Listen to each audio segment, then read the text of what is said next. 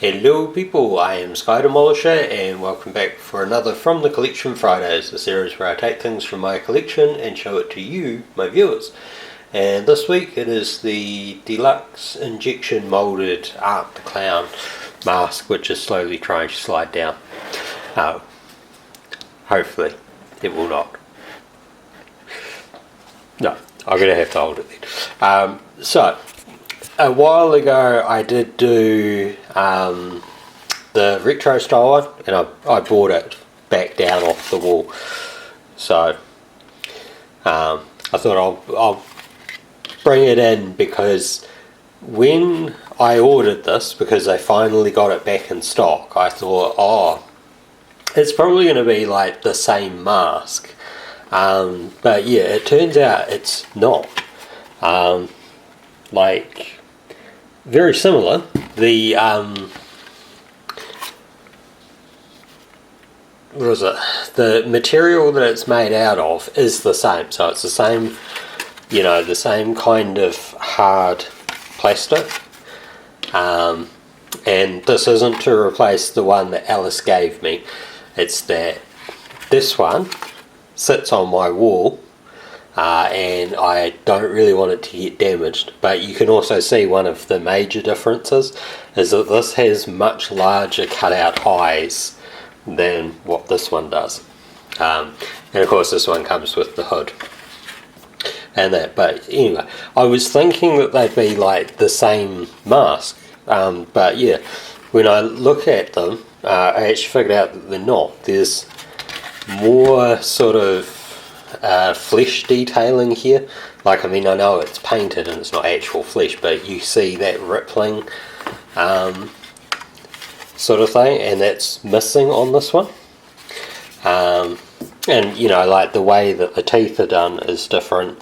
I think the noses are similar, but yeah, like this one is a more pronounced face than this one, sort of thing. And I really didn't want to risk damaging the one that Alice gave me because it's, you know, it's very special to me. And when she got me that one, we all thought that this one wasn't going to come back again because it sold out and no one seemed to have it. It wasn't meant to be reissued as far as I'm aware, but it showed up on Mighty Ape. So yeah, I picked it up off Mighty Ape. And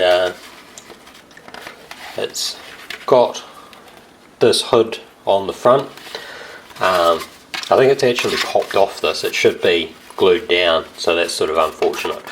But I think it just sort of came off in how it's done. You can see it's got like an attachable hood on the back. So you will have to pull that up in order to get to like the same strap that's in the back, and that helps you, you know, get it over your head and get it more, you know, better form fitting. And it comes with the, like, it's a felt hat attached to the top.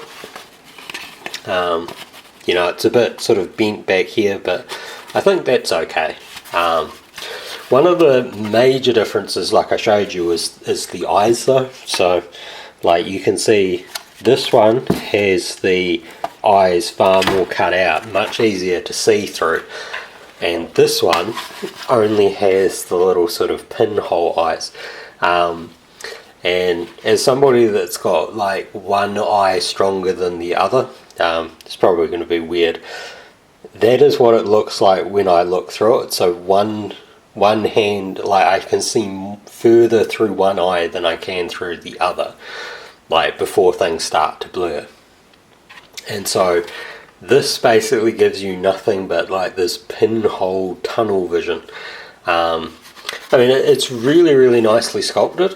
Like, and it is a very realistic looking face, in my opinion, sort of thing. I love the detailing of the teeth, and you know, the nose. You've got the little breathing holes under your nose, that sort of thing. Really nice paint with the face. Still, you know, like, as seems to be kind of typical with Trick or Treat Studio stuff, there is like little blemishes, which doesn't really bother me, but it might bother other people, sort of thing. And you've got, you know, the legal stuff down here on the inside. You can see what the face is sort of looking like. Doesn't have any foam, which is kind of odd given that it is a fairly hard plastic, but it's not really uncomfortable to wear. It's just making sure that you have this hood sort of lined up properly when you're wearing it, sort of thing, so that, you know, it is actually quite comfy. And there's a good amount of room back here. It's a similar kind of hood to what was on my ghost face mask. So, you know, like, I don't know, you might want to wear, say, a white balaclava underneath it or something, just to make sure that it really is going to, you know, block out your hair and stuff, because you can kind of see my finger through there.